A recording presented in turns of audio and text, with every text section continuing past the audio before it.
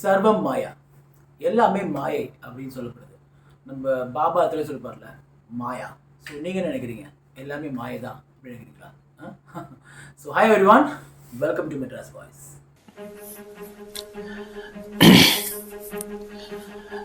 So அதுக்கு முன்னாடி ஒரு குட்டி கதை என்ன சொல்லிக்கிறேன்.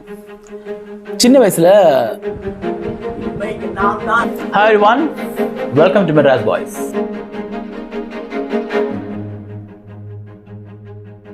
ரீசெண்டாக தியேட்டரில் நிவின் போலி அஜு வகேஸ் காம்பினேஷன் ரிலீஸ் ஆன மூவி தான் சர்வம் மாயா. ரொம்ப நாளைக்கு அப்புறம் இது ஒரு நிவின் போலியோட கம்பேக் அப்படின்னு சொல்லப்படுது. நானும் அதை ஏற்றுக்கிறேன். ஸோ நிவின் போலி அஜு வகேஸ் காம்பினேஷன் அப்படிங்கிறது என்றைக்குமே ரொம்ப சூப்பராக இருக்கும். ஓவராலாக ஒரு சின்ன கான்செப்ட், சின்ன கதையை வச்சு ரொம்ப அழகான ஸ்க்ரீன் பிளே வந்து தோய்வே இல்லாமல் போச்சு. நம்மளுக்கு ஒரு தடவை நம்மளை வந்து செல்ஃபு தட்டவோ நம்மளுக்கு போர் அடிக்கவோ எதுவும் இல்லாமல் ஜாலியாக எடுத்துகிட்டு போனாங்க. ஸோ அதுக்கு வந்து டேரக்டருக்கு மிகப்பெரிய ஒரு பாராட்டு கொடுத்தே ஆகணும். Screenplay was really great.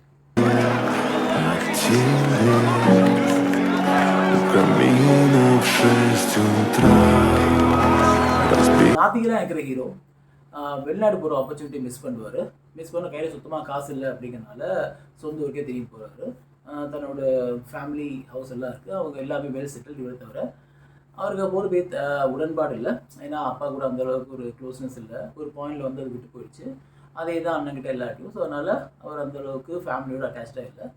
So அந்த இடத்துல அவர் வந்து காசுக்காக திரும்ப நான் பூஜை பண்ண வரேன்னு சொல்லி அவர் ஃப்ரெண்ட் அஜு வகீஸோட பூஜை பண்ண ஸ்டார்ட் பண்ணுவார். ஸோ செய்யும் தொழிலே தெய்வம் அப்படிங்கிற ஒரு லைன் இதை பார்த்து ரொம்ப அழகாக காட்டிருப்பாங்க. ஸோ அவருக்கு இவந்தோ கடவுள் நம்பிக்கை இல்லாலும் பூஜை பண்ண போகும்போது நல்லா அவர் பூஜைகள் எஃபெக்ட் இருக்கும். ஏன்னா நம்ம செய்கிற தொழில் கடவுள் அப்படிங்கிற ஒரு கான்செப்ட் இருக்குல்ல.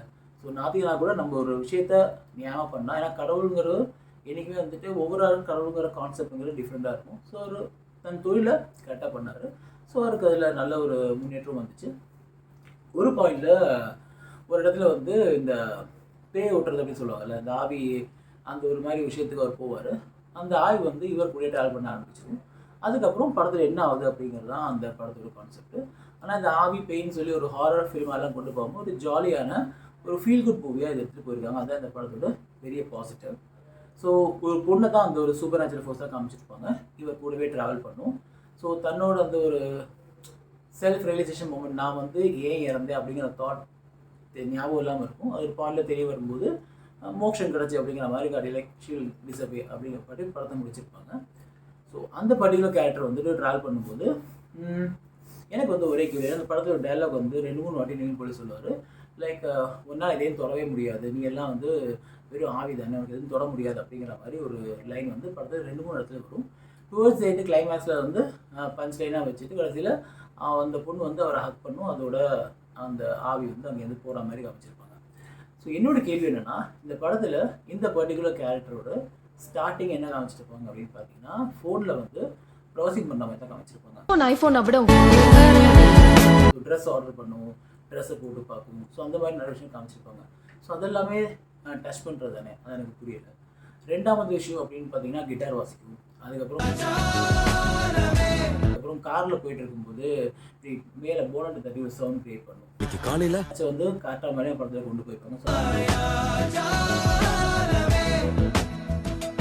ஸோ கான்செப்ட் எனக்கு புரியல, என்ன சொல்ல வர்றாருன்னு. சரி, ஹியூமன்ஸை டச் பண்ண முடியாது அப்படின்னு சொல்கிறாரோ அப்படின்னு நம்ம யோசிச்சோம்னா, ஒரு பாயிண்டில் நம்ம மறுபடியும் பாதி அப்படியே தோணுச்சு. உங்களுக்கு சேஞ்ச் அப்படின்னு நீங்கள் சொல்லலாம். ஒரு சாங்கில் வந்து அஜு வகீஸ் சாப்பிட எடுத்துகிட்டு போகும்போது கையை அப்படி தட்டி விடுவாங்க. ஸோ நான் மறுபடியும் போட்டு பார்த்தேன், எனக்கு அது கையை தட்டி விடுற மாதிரி தான் எனக்கு அந்த பர்டிகுலர் மொமெண்ட்டில் இருந்துச்சு.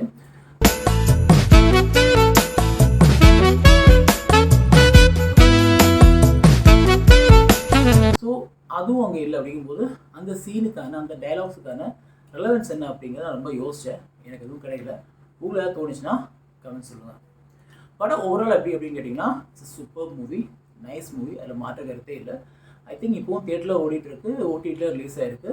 ஸோ தியேட்டர்லேயே பார்க்க நினைக்கிறவங்க நிறையா பார்க்கலாம். ஸோ ஃபுல் அண்ட் ஃபுல் பார்த்தோன்னா இப்போ நம்ம நிறைய க்ரைம் ஸ்டோரிஸ், அதுக்கப்புறம் த்ரில்லர்ஸ், அதுக்கப்புறம் ஹாரர் மூவியெல்லாம் வர இடத்துல இந்த மாதிரியான ஒரு ஜாலியான ஒரு ஃபீல் குட் மூவி சொல்லணுன்னா, நம்ம சுந்தர் எல்லாம் முன்னே எடுப்பார்ல, ஒரு 90s உள்ளத்தை அளித்தால் அந்த மாதிரிலாம் ஜாலியாக எடுப்பாங்கல்ல. ஸோ அந்த மாதிரியான ஒரு ஜாலி மூவி தான் இது. ஸோ பழைய ஒரு சுந்தர் சி மூவி பார்த்த மாதிரி தான் எனக்கு இந்த சர்வம் மாயா இருந்துச்சு.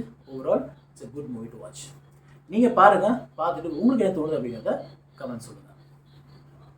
Goodbye.